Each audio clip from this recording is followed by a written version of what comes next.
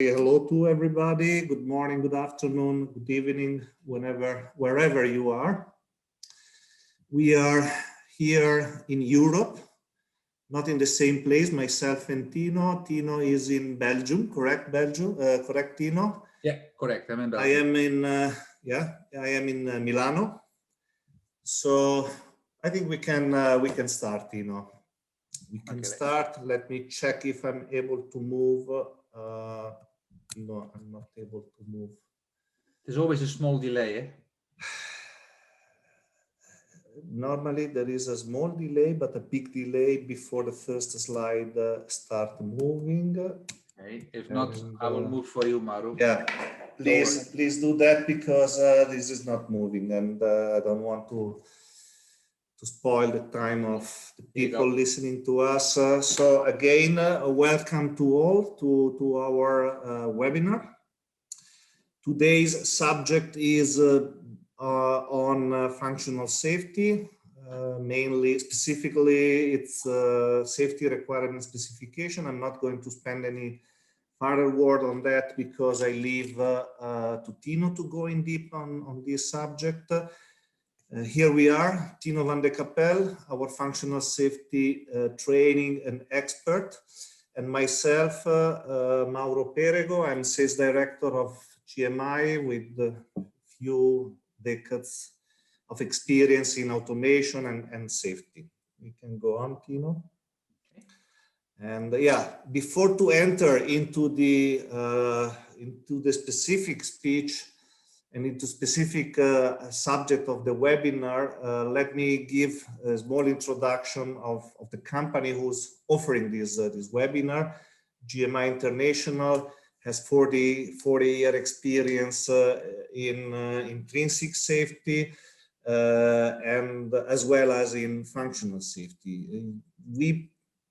As a company, we design and produce field interface, and you can find GM International product in all packages of automation like DCS, ESD, fire and gas, and in different sector like oil and gas, chemical, petrochemical, fertilizer, food and beverage, pharmaceutical, and so on. We are an Italian company. 100% of the production is here in Italy, near Milano. On the other hand, we have presence worldwide with, we can go on with subsidiary. Yeah, I'm just trying, Maru. Just give me a second. Yeah. Oh, sorry. Okay, yes. We have a subsidiary around the world. We have offices wherever we do not have a local presence. We have partner with distributors, agents, and okay, of course, we have thousands of installations worldwide. Just because we are talking about functional safety, we are also arranging and providing to the market the functional safety training, as well training on cybersecurity. We will have some more time later on to go a little bit in deep on that. Since our main focus is safety, functional safety, intrinsic safety, of course, quality is one of the most important things in our engineering process and production process. And that's why all our products are fully tested before to leave the production, our production stage. And yeah, we are so, we believe on our quality so much that we provide and we deliver equipment with 5 years warranties. We can go as a standard solution. Yeah, being present worldwide, we hold almost all certification necessary to be installed worldwide. Here it is just a few lists of certificates, of logo of certificates that we hold with our product. We can go on. And here it is, let me say shortly, one page is collecting which kind of product we deliver. we deliver intrinsic safe barrier, we deliver safety relays, we deliver isolators, power supply systems, SEAL 3 certified, suitable for SEAL installation in Zone 2. We have multiplexer system as well as termination board. So we provide our module in a way that they can be allocated into termination board, which can be tailored for any of the PLC, DCS, safety system available on the market. We have hard multiplexer, we have surge protector as well, and okay, we have some loop indicators, even it is not our main and core business with that. Finally, it is not a product, it is one important part of our company. We are delivering either training or consultancies in intrinsic safety, in functional safety, as well as since few months in cybersecurity. So we are able to support our customer also on these three subjects. Yeah, this is just a short list of typical customer we have, ranging from system vendor to EPC contractor, OEM, and end users located in worldwide. Of course, we are in the AVL of most of the customer, most important customer worldwide. We can go on, Tino. Let me give, before to leave the speech to Tino for the today's subject, I would like to confirm that you will all receive a copy of the PDF of this presentation. You will also have the chance to read, to watch this presentation, because we will publish it on our YouTube page, YouTube page, and and you have in the meantime also the chance to raise questions. I will, while Tino is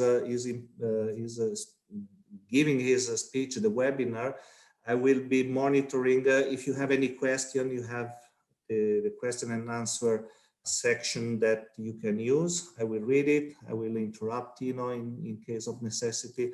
But now, Tino, I leave you the speech. Okay, thank you, Mauro. And thank you, GMI, for giving us another opportunity to share some of our know-how. Today's session is about the safety requirement specification. As Mauro was saying, it's a webinar. Everything is recorded. We do have a channel on YouTube where we have all the recorded sessions from the last 1.5 years. So various topics like functional safety, intrinsically safe, and also cybersecurity is already recorded from previous sessions. So please have a look. Maybe you have some other items that could be of interest. For today, we will handle something called safety requirement specification, which is, in my humble opinion, one of the let's say, documents that is usually not up to the quality that it should be. Typically that people, they have to build a safety instrumented system. They do have a kind of a mix of documentation, can be all kind of mix of documentation that they have to use in able to build a working system. And of course, as you can imagine, that is often not the case, that people have to use their know-how, competency, or even their imagination enabled to try to achieve a safe system, and that couldn't be the purpose. Everything is focused in our functional safety industry for the process industry on the standard called IEC 61511, which is already in the second edition. First edition was released 2003-2004. Second edition was released 2016 with some, let's say, some minor issues, like they had to revise it, and the latest revised version edition 2 is from 2017, from August. You see here a picture of the life cycle. A life cycle is nothing more than a systematic approach. You see here from block number 1, or phase number 1, we call this. That is where you start with the hazard risk assessments From there onwards, you go into a definition or allocation of safety functions to an IPL or an instrumented protection layer. Here we have the SRS. So coming out of there is the SRS. That means that in case that you, after identifying your hazard, after analyzing your hazard, and after looking at your risk criteria, your tolerable risk criteria, and finding out during your exercise here with your LOPA or layer of protection analysis that you have not reached your tolerable risk, well, then you have to come up with an additional risk reduction. That is where the topic is coming in for today, called safety requirement specification. For those who are aware or who are competent in the safety life cycle, you will know that this is chapter 10 or clause number 10 in part 1 of the 61511, which is known as phase number 3. So the first 3 phases, as I was briefly talking about the audio explanation support, phase number 1, again, that is where you will start to try to find out, identify what kind of hazards are you dealing with. Once you understand your hazards, then you will start to analyze the hazard. In other words, you will try to find out what are the consequences if the hazard would happen, and also what are the likelihoods or the frequency, how often this hazard would form a specific risk for you. So in phase number 2, which is the logical phase number 2 after phase number 1 in the edition 1 and edition 2 of the standard, is you will try to find out on the existing control layers or the existing system layers what type of protection you already have covered. And once you start to understand what do you have on your existing layers, you may come to the conclusion that you need some more risk reduction. That is where people will start to say we need maybe a SIL 1 or a SIL 2 or a SIL 3 loop. So you will try to identify how much risk reduction will you need additionally. And somehow the additional risk reduction, that is here phase number 3, will have to be described very precisely and very detailed. Because end of the day, the engineers will need to know what do they have to build to actually achieve the additional risk reduction to be below or better than your tolerable risk criteria. And I just see here on this slide, Mauro, that's our first poll coming up. So we do have 2 or 3 polls for you. What we would like to know is that if you look at this poll question here, talking about the safety requirement specification document, the ownership of the safety requirement specification lays them with A, that's your first selection you can make, is the safety consultant or the company. The second one, the ownership lays them with the engineering contractor, call it the EPC contractor if you want. C option is the ownership lays them with the integration team. Option number D, or option D, is here with the operating company or the end user. Option E lays them with the operation and maintenance team of the same safety instrumented system. Option F lays them with the main automation contractor, or the MAX as you may know them. And option G, or the last one, is all of the above. So we leave you a few clicks or a few seconds more to click some of those potential answers. There's only one answer that we will grant the most complete and the most correct answer. So please give us a few clicks that we know that at least some people are listening to the webinar and are actually interactive with us. And we just wait a few minutes again, a few seconds again before. Let's wait 2 or 3 again. Yeah, oh, good. We're reaching 60%, 70%, nearly that's good. 70. That's good. Okay, Mauro, if you want. Okay, we can stop it and we can share the result. Okay. And let's have some comment on that, Tino. All right. Well, the majority said all of the above, which is, in my humble opinion, certainly not correct. A safety consultant or a company that you hire to do your study or write your SRS cannot have the ownership of the SRS. Neither can have the engineering contractor the ownership of the safety requirement specification. They may be the creator of it, they may be the ones who are writing it, but they don't own the safety requirement specification. And to highlight the reason why we say that is the following. The end user, which is about 28% of the poll that came in, well, the end user operating company is always responsible to maintain the safety on site on the production unit in the process industry. Therefore, also the ownership of the document that will describe how to achieve this lays always with the operating company and the end user, not with the MAC contractors or not with the EPC or the consultants or the SIS integration team. It has to be always with the operating and with the end user. Okay, Maru, I will continue. I will close this now. Yeah. All right.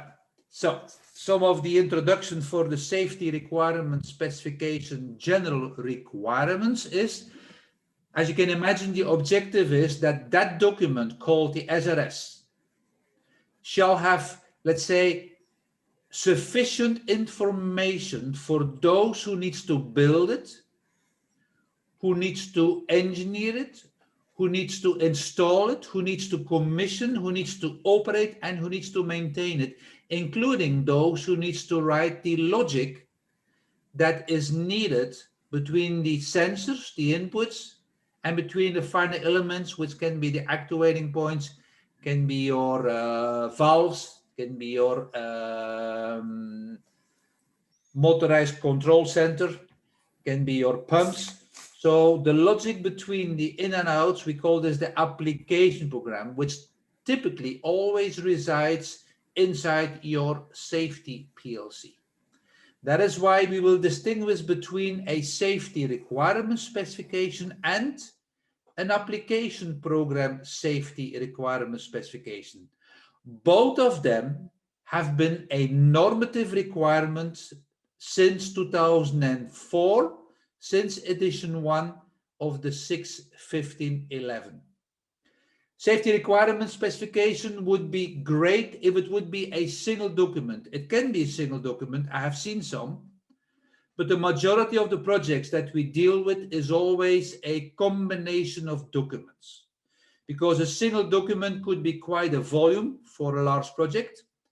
But you can imagine, as different parties are sometimes involved, there can be different documents in combination with each other, providing you the information on how to actually start to build the systems, to install it, etc., etc. However, those documents should be clear, should be very precise, should be able to verify towards a source document, should be able to be maintained for the rest of the life of your safety instrumented system, and also should be visible for what it is used to. I see that we have here a question coming in. Mauro, I don't know if you want to jump on the question already or not. No. Well, no, I was just looking at it. Not yet. Let's come back on this question later. I saw the question coming in, but now I'm reading it. It's not directly related to our process industry. It's a different industry sector that had a trouble or a problem, but I will come back on this later.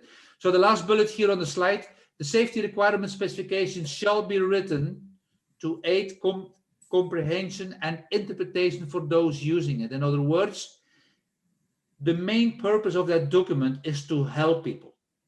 It's not to make the life of the people, let's say, more difficult and able to engineer or to install it. It is really a good engineering practice guidance with 29 items for one safety loop on how to describe a safety instrument and function, how it should be built. That's what I'm referring to here. In the new edition 2, which was out 2016/2017, which is described in chapter 10, which is in part number 1 of the IEC 6.15.11, it described 29 specific items on how a safety instrument function shall be sufficient to design the SIS and shall include a description of the intent and approach applied during the development of the same sys as applicable. And I put the as applicable here in a specific color to highlight that this is often the excuse by engineers. They list the 29 items and then they simply say not applicable. Now, I can give you a small hint that if we do a functional safety assessment, which is, I'm referring here to stage 1 assessment after your safety requirement specification has been written. When I do an assessment and I see not applicable more than 4 to 5 times per safety loop, I will become very critical on how I will judge the completeness of your safety description of your safety loop. Because putting N.A. means not applicable is a very easy way out of not being, let's say, forcing to describe the items from the standard. But the items from the standard, they all have a reason. And of course, here in our 20 or 30 minutes talk that I have on safety requirement specification, I cannot go, of course, through all the 29, but I actually took a few, let's say, of the most important ones, or a few of the interesting ones, to put some ideas in your mind on what should be described in the safety requirement specification. If you want to see more, there is this best book in the industry, with a sense of humor, of course, but it is a good book. First of all, it is free of charge, so that's probably what you will like to hear. But second of all, what I have done is in chapter 8, GMI has asked me years ago to write an example of one safety intermittent function in a chapter 8 of the yellow book of GMI called Safety Intermittent System. Mind you, it's the 4th edition, and chapter 8 is referring to the edition 2 of the 61511. And if you do have the book handy, well, you can start on page number 223. From page 223 all the way till page 249, you will see in all those pages 29 items described as per the standard requirements.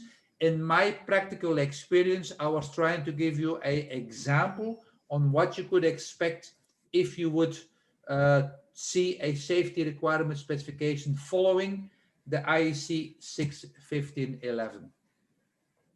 The minimum, let's start with the minimum, because the maximum, to be honest with you, is very rare. We see a safety requirement specification word to paper it is written on. In other words, there's very often we see type of projects where, of course, engineering contractors, they do have the intention to do a cut, copy, paste.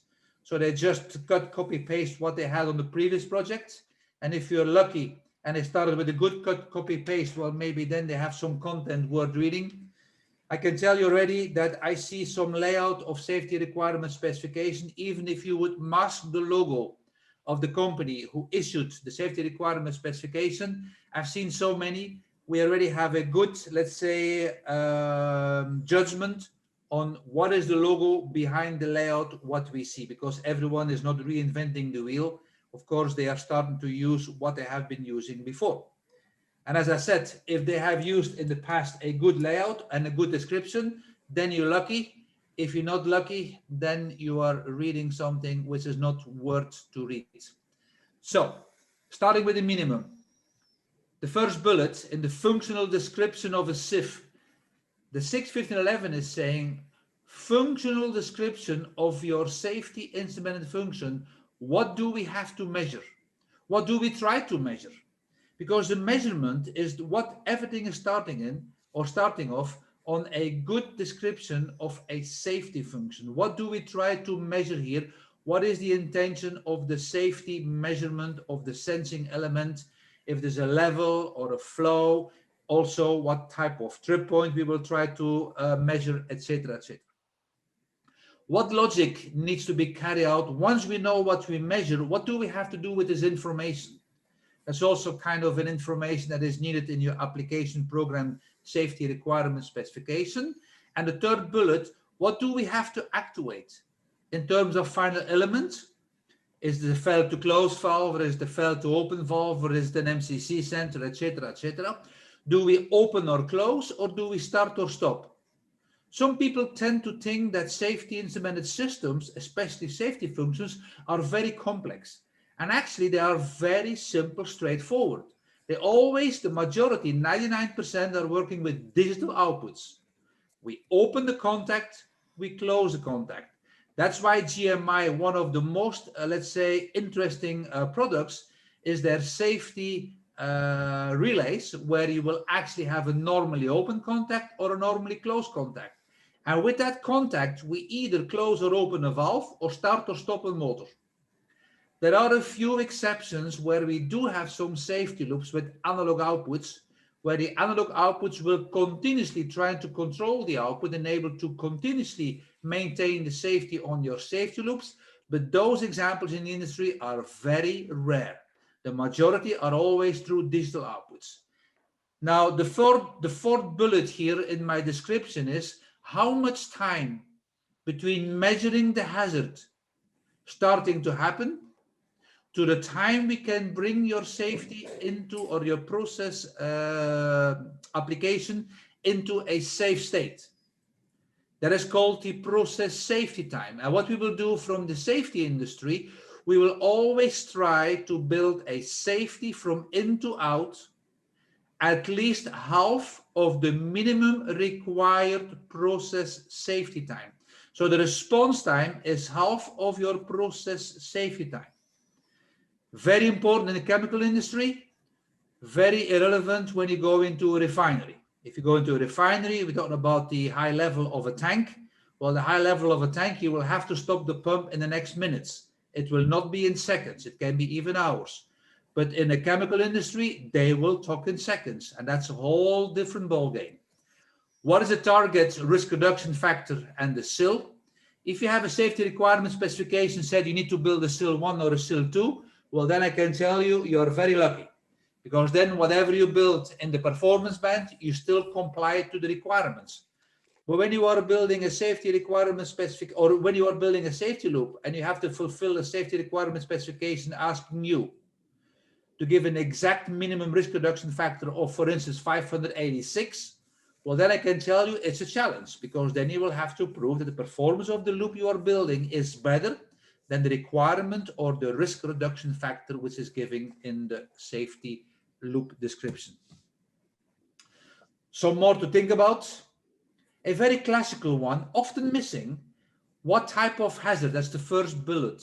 What type of hazard do you try to isolate you from?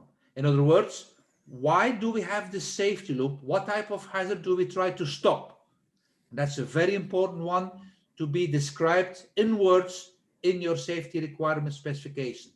Second, and new by edition 2, what compensating measures do I have to foresee enable to activate a bypass? You may know that the bypass is only allowed on inputs. It's never a good engineering practice to put a bypass on outputs. I would not like to be the engineer trying to think that this is normal. So a bypass, often we have to deal with bypasses as long they are time limited, as long they are known and approved, etc. But what is the most important thing now? The compensating measures must be described in an understandable fashion that the engineer knows before to activate the bypass what do he or she have to do to compensate for the bypass before you start to activate the bypass. The third bullet is also new by edition 2, and it's about the proof test consistency and the proof test coverage factors. They need to be thought of. They need to be described also in your safety requirement specification. Everyone will say, yes, we do proof testing. And then when you listen to a practical example from a client, I give an example. A client is saying he's doing a proof test every year, but maybe the next year can be a year plus X weeks or maybe a year plus X months. So they are not so accurate on their exact periods on their proof test interval. Proof test coverage, well, proof test coverage in theory, in the old days, edition 1, the theory was 100%, but we all know you can never test as good as a new condition to 100% proof test coverage. That's not possible. To make a long story short, no matter what you do, no matter how accurate your proof test interval is, it is the proof test coverage that will maintain the performance of your safety loop. And last but not least, the consistency. If you have two engineers working for the same client, how will you prove how consistent those two different individual humans will actually test your safety loops? The fourth bullet here, the assumed sources of demand of a SIF. Often in a complex installation, there is a trip happening, and then the engineer will have to start to search and investigate what is the reason for a demand. Well, that means that the assumed sources of demand were not very well described. Mode of operation, startup, shutdown, reset, etc. And if you want to have some more, have a look, as I said before, in chapter 8 of the GMI manual. Excuse me, Tino. Yes, please. Maybe now I can stop you concerning this question that was raised before. Sure. I'm not sure whether you are aware about the accident. It was happening a few days ago here in Italy.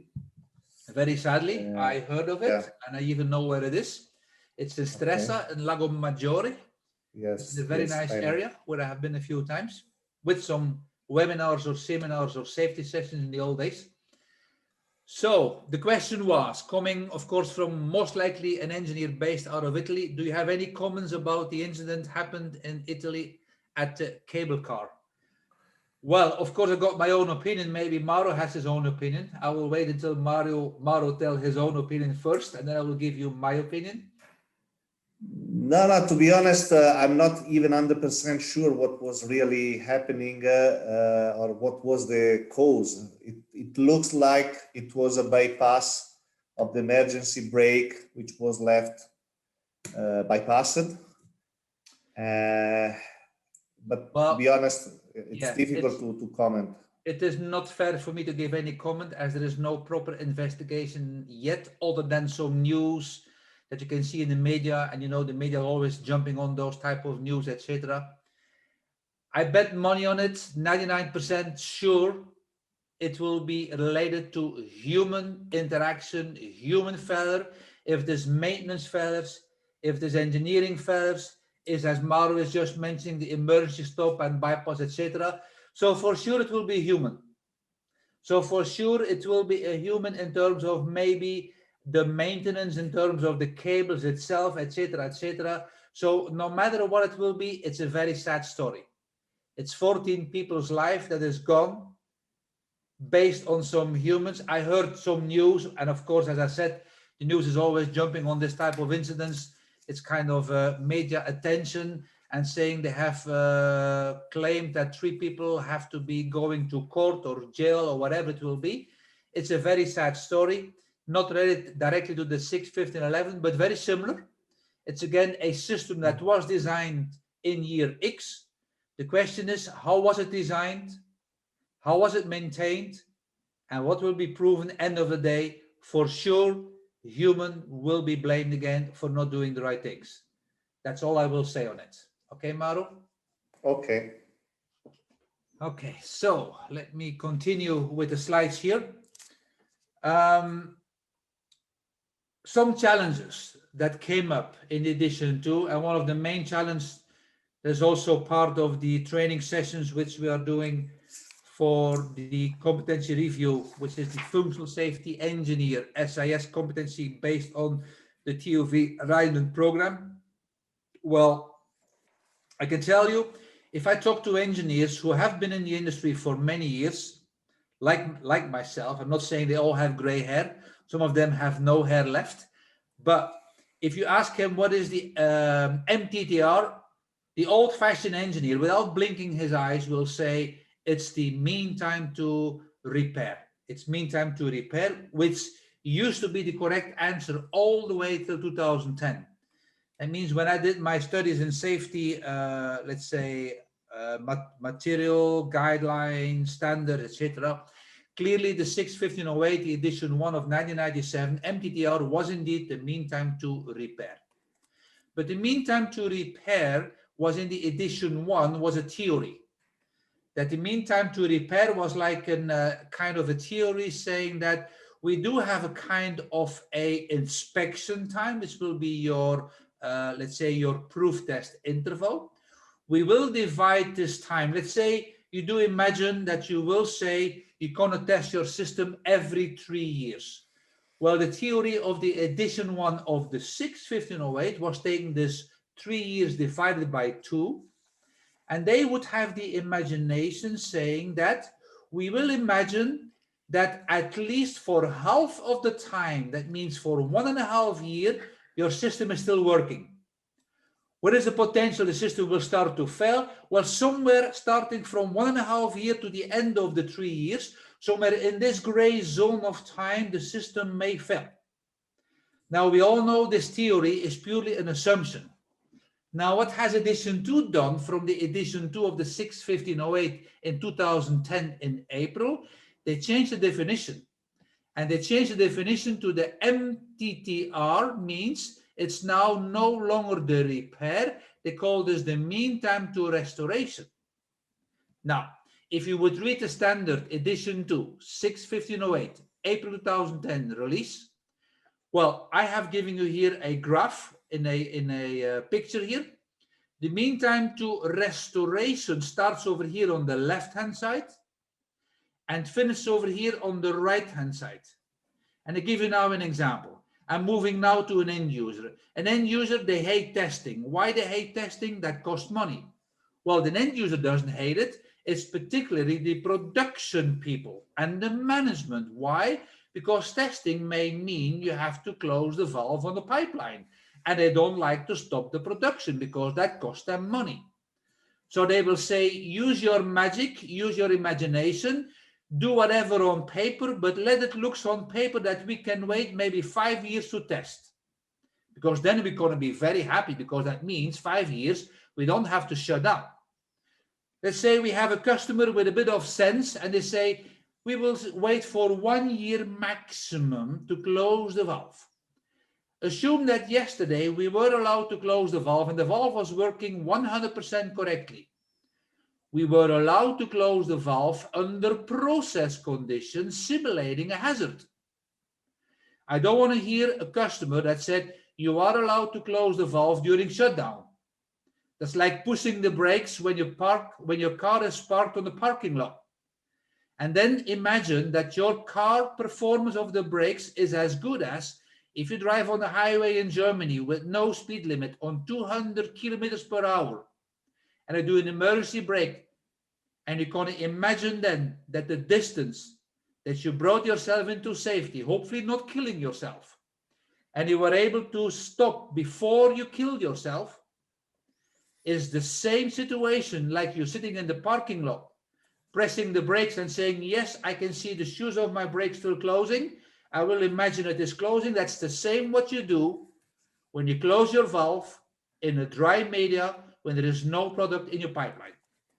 So assume that you were one of these engineers, thought about that, and you were allowed to trip the plant under process conditions to simulate as close as to reality that your valve is closing, travel time, no leaking, etc., etc.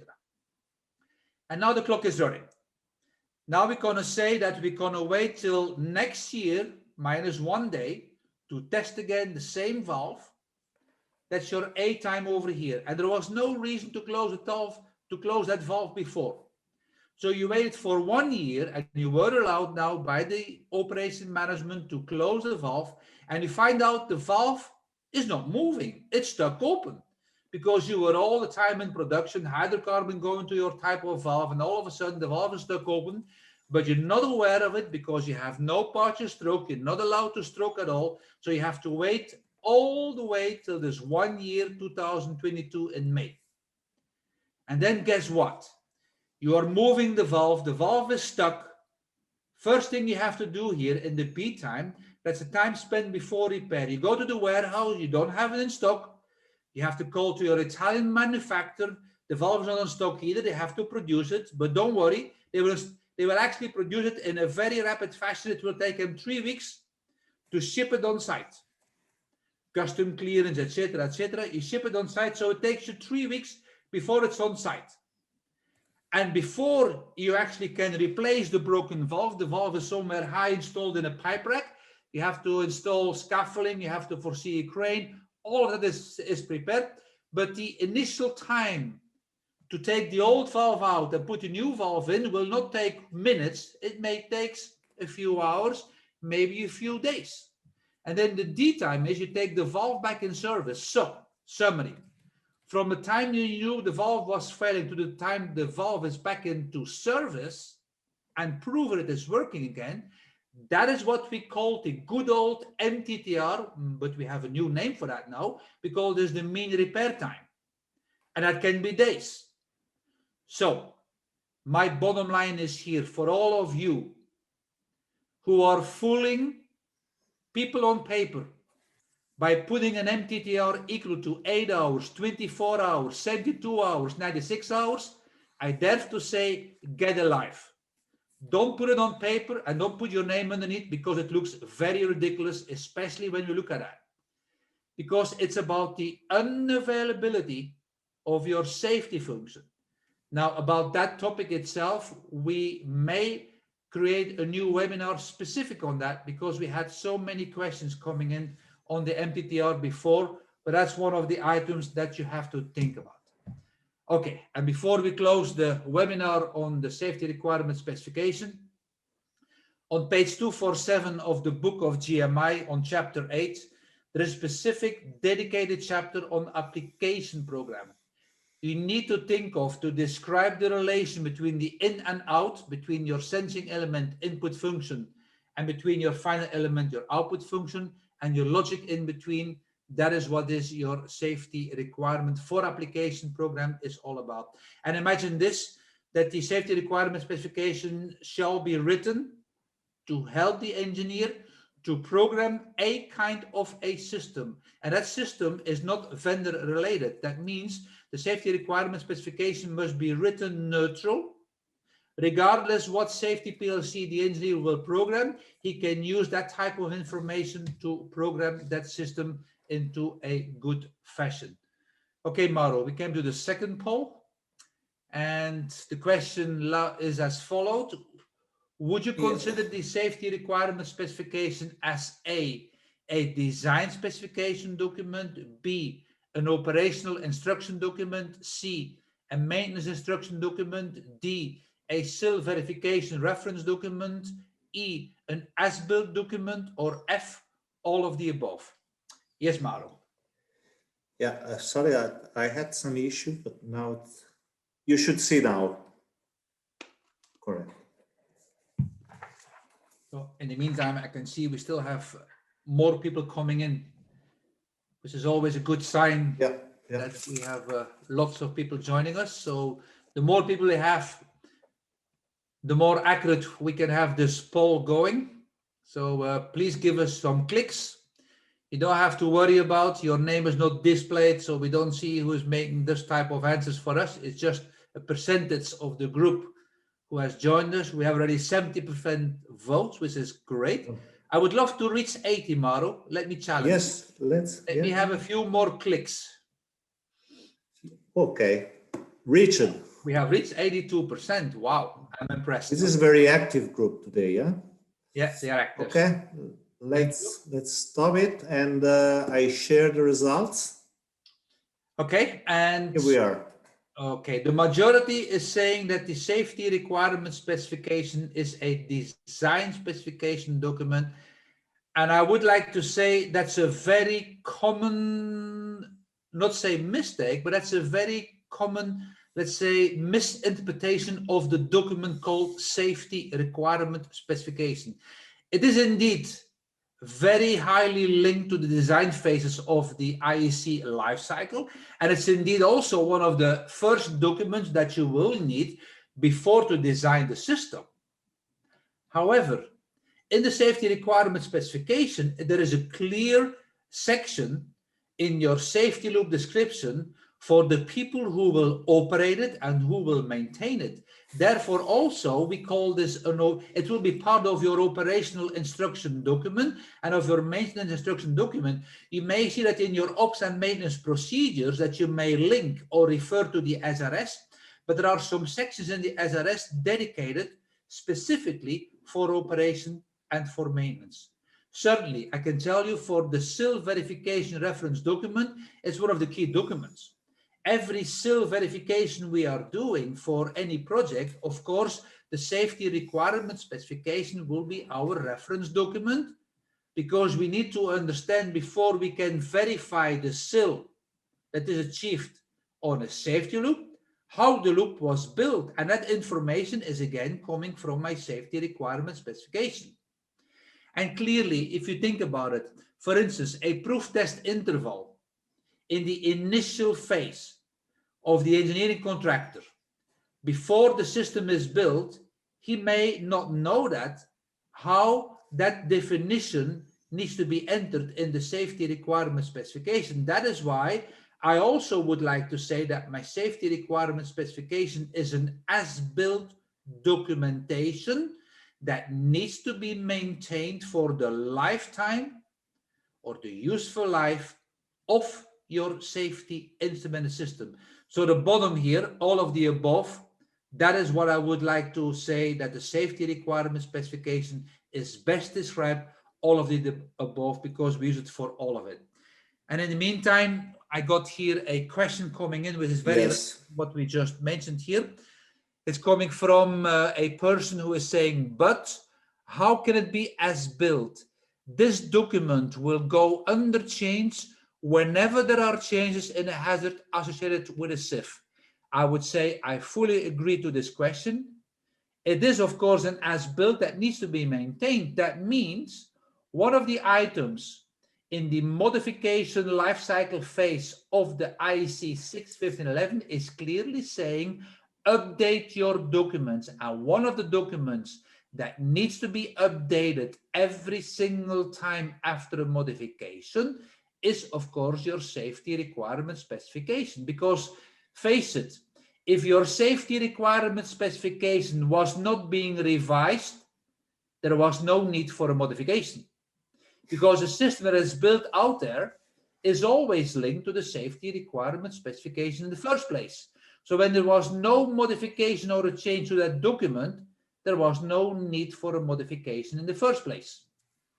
Okay, Maro, let's close this. And I'm coming to summarize the safety requirement specification. So as you already are aware, that GMI is not only helping you with the awareness with free webinars for the last 1.5 years. This book has been around for many, many, many years. I even forgot how many books have been issued in the industry, but it's thousands of books. Maybe Maro knows a number, but I do not know the number. Not really. Several thousand, but I don't know the exact number. There is a certain number which I used to remember, but it's somewhere gone. But it's thousands of books worldwide. We do have also all the webinars. They are recorded on the YouTube channel, which is not this one. This is here the GMMI Academy, which is started about 3 years ago.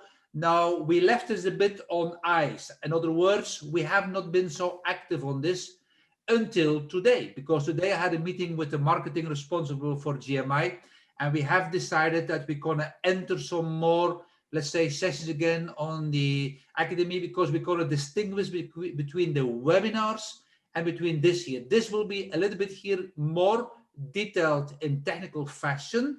And as I said, today we just decided that in the coming future or months, we will add some more, let's say, topics on our GMI Academy. We also support you with trainings. That's one of the main items which I'm helping GMI to provide to the industry. And one of the programs that we mainly support you with is the TOV Alignment Accredited Competency Review trainings. One of the first bullets here is the Functional Safety Engineer SIS Competency Review Program. That's one of my flagship trainings for the last 15 years. I've been handling this for 15 years. I'm one of the only remaining 4 original trainers active still on the program, because the other 3, one of them unfortunately passed away. The other one retired and the other one quit. In the meantime, I have been, I forgot the number now. It's quite an impressive number in terms of provided trainings worldwide, but it is so impressive that I forgot it. It's more than 2,500 people. That's somewhere a number in the back of my mind. We also provide you with cybersecurity fundamental and cybersecurity risk assessment. We do also provide with customized in-house trainings on both functional safety and cybersecurity. And of course, we have more webinars coming up and also recorded in the past. We do provide you with services not only on functional safety, but also here on the 62443, which is very closely related, of course, to the industrial cybersecurity. We give both OT and IT, and the 62443 is like a mix of that. And I will close it here. I will stop sharing and I will give it back to Mauro. In the meantime, in the meantime, there is one small question. If you can have a look before to pass to the question and answer. What I didn't say before. We have another small section named the question and answer. We collected question during the registration phase, and we have now provided a kind of a small webinar answering to this question. You will receive the same presentation together with the main one. Now, Tino, can you have a look to this question? In the meantime, I share the other presentation. Yeah, whether the question is whether the safety plan is necessary to make prior the SRS as per IC 65011. Certainly, a safety plan is totally independent from your safety requirement specification. Now, I have to say that with a safety plan, there are some misconcept or misunderstanding also that some people mix a functional safety plan or a functional safety management with a safety plan. Some of them combine them together. They call it a functional safety plan, but they mean a safety plan. So it depends on what specific do you need. Now, the safety plan is also a definition, as you know, in the safety life cycle good engineering practice description from the 61511. And if your question was dedicated to the safety plan specific as per the standard, then I can say yes, prior to your SRS, you also have to describe in your safety plan how you plan to achieve safety. Yes, Mauro. Okay, so we are at the question and answer. So we left a few minutes again. We have 4 questions and the last poll. Okay. So and those were collected during the registration, those questions. Yes. And I took just, let's say, the most interesting ones to answer. There are a few in there like what will be the weather today? Well, I cannot answer that because even the specialists cannot answer that. So what are the must and mandate points that cannot be compromised in the safety requirement specification report? Yes, Mauro. All right. Well, I'm trying to be, let's say, neutral, also a little bit be polite. As per the good engineering practice means the IEC 65011, chapter 10. If you read the standard, you shall describe and you shall include as applicable. Of course, as we are all engineers, we're always creative in the way we read as applicable. I can say nothing is applicable. You should have known it. That is my interpretation. That is my, let's say, subjectivity.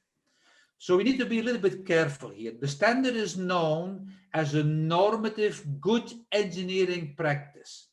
It could be good to read the 29 bullets and try to describe, although you know what the items are meaning for you. Think about, will the person in the next 5 or 10 years who is picking up your document, will he or she know what you knew today? That's the question that I'm always asking myself, because often it is clear we know it because we have been doing it for 20 years. The question is, how will the next generation after us, or someone who is not able to talk to us, how will they read that specification and understand exactly how that should be done? And in the meantime, there's a question coming in from the same person again. can you share an SRS checklist? Well, if you would be listening to what we were saying before, if you get a copy from GMI book, SIL or Safety Instrumented Systems, and you go to chapter 8 SRS, we do have 29 bullets, which are also the same bullets as per the IEC 61511. So that is the question answered live. So that is where you will find your answer free of charge. If you want to pay for it, you can actually purchase the IEC 61511 standard. Of course, this is subjective for most engineers. I know engineers that say, yes, but it is normal. They should have known that. And I fully agree with them. But why don't we put the effort to put it on paper? Because then there is no debate. Do what is described on paper, and then you will do it exactly what the paper is asking you to do. That's always my interpretation on the subjectivity. You can exclude the subjectivity. The more exact you describe it, the less subjectivity will stand a chance to come into the picture here. And I propose to use generic template per SIF. Don't reinvent the wheel every time. So, but make sure that your template is very complete, is very detailed, and certainly go to the 29 items as per the good engineering practice. Yes, Maro. SRS and Hazop interconnection. I'm trying to remember that question. Maybe I can show you the answer. Yeah, there is a person asking, it's a very brief question. It's again my subjectivity. When I read SRS and Hazop interconnection, I imagine the person wants to know what is the interconnection between the Hazop. Now, Hazop is one dedicated technique which typically finds place in phase number 1. And I thought, enabled to answer this for the public, which I have no idea who is joining us now today, what is a Hazop?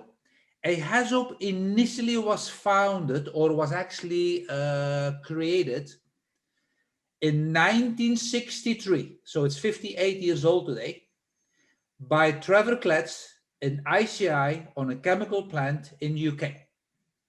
And the technique was, let's try to identify the hazard from a deviation from a design intent of my production unit. So in other words, for instance, you will look at the deviation from a certain guide word, and based on the deviation, you will try to think about what could be the potential consequences. So based on the potential consequences, you will identify a specific hazard, and then you will start to brainstorm. You will start to go further on that hazard, and for that you will use like hazard analysis. A typical hazard analysis technique could be, for instance, a event tree analysis, or could be in conjunction or combination with LOPA. And LOPA would be here, that phase number 2, which you see here in the middle. So there is no direct connection between a Hazop technique and your SRS, other than in your safety requirement specification will be a hazard definition that will come out of that Hazop study. So in my subjectivity of answer, the link between a Hazop and between the SRS is certainly the hazard description, and ultimately will be your extra risk reduction, which was a result out of your exercise. If you look in phase 1 and 2, identify the hazard, analyze a hazard, dedicate a loop or your risk reduction to a specific control layer. If not sufficient, come up with an extra safety loop. And that is a little bit the interconnection that I could imagine that the question was based on. Yes, Maro. Here, next question. Okay, life cycle of SRS with respect to IEC 61511 and adherence post-commissioning. Adherence post-commissioning. Okay, Maro. Again, when I read the question, I'm trying to let's say use my imagination, subjectivity. that the question is coming in, what is now the link from the commissioning or after the commissioning, post-commissioning, towards the SRS? And I like that question. That is why I thought, maybe I put some effort in it to try to explain it to what I understand in this question is the following out of my interpretation. And I'm also an engineer, so I'm also making my humble opinion here. But the safety requirement specification here in phase number 3 is the reference, the document on how to engineer, build, install, commissioning, etc., etc. Now, after you installed it and commission it and validate it here in phase number 5, I highlight here in yellow stage number 3, which is a very important functional safety assessment that shall be carried out by a senior, competent, independent person, independent from the same design and the same engineering team here. That means you need to have a senior, competent, independent person from that design phases shall make an expert judgment. And how can he or she make an expert judgment here in stage number 3? Using, of course, the safety requirement specification, because that's going to be the reference document enabled to make a judgment after the commissioning, to make a judgment that the system has been installed and commissioned and has been previously designed and engineered as per the requirement documentation. Okay, Maro, in the meantime, I'm getting here, oh, sorry, I'm also referring here in my last bullet, please refer to the Function Safety Assessment webinar, because I talked about stage 3 a bit more. And in that webinar from GMI, I will give you free of charge a bullet list. What type of documents does the stage 3 senior independent expert judgment base the judgment on? Right, going back to the same person, which is very active of asking questions. So you may like our free consultancy here. I'm joking now. I'm also sometimes cynical. I'm the most cynical engineer you can find in your life. Anyway, the standard that do not consider very critical parameters like mission time, maintenance capacity, diagnostic coverage, common cause factor, PST, probably process safety time, or no, maybe partial stroke time coverage, etc. Are, and you spelled here are required to include those? I can tell you now that whatever your information was based on is very accurate, and the answer will also be very accurate. Of course, you have to consider all that, because if you want to prove the performance of an existing safety loop without all those buzzwords which is just spelled over here, I can tell you that your prediction on performance would be useless. So of course, all of them have to be in there. The question is, where will you find all this type of information on a live system? I wish you good luck. Okay, Mauro, that's it for me. Thank you. Let me go to the last question we have before the poll. Okay. Okay, I think this is a question. I can read the question. The life cycle of, no, sorry, it was the, can you please arrange a similar section for selection and introduction of safety relay? Let me say that, yeah, as it is mentioned here, shown here, we have several kinds. So the recommendation is to follow up our web page, because we have several kinds of live webinars we are still arranging in the next future, covering several aspects.